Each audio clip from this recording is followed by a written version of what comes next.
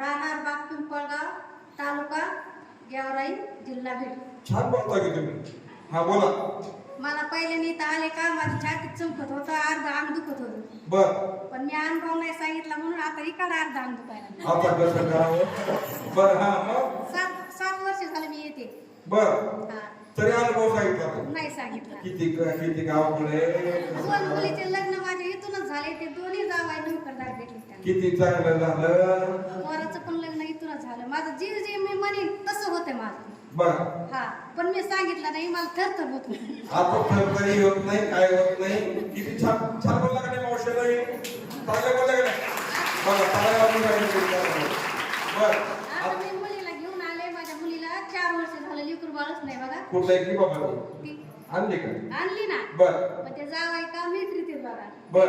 हा तर त्यांना गेलेल्या पुनवाला आली होती ते. बर. दर्शन करून गेले इथं.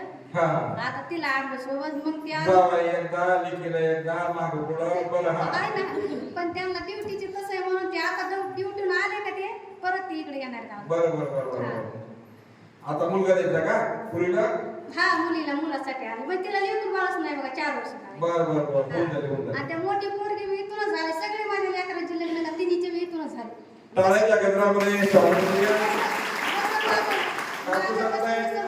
कसं झाले मुलगी आता ना नातीला इतका करून सांगितलं होता लय.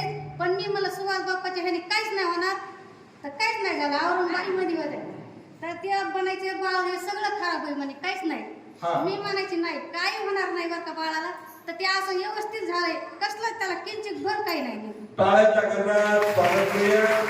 धन्यवाद.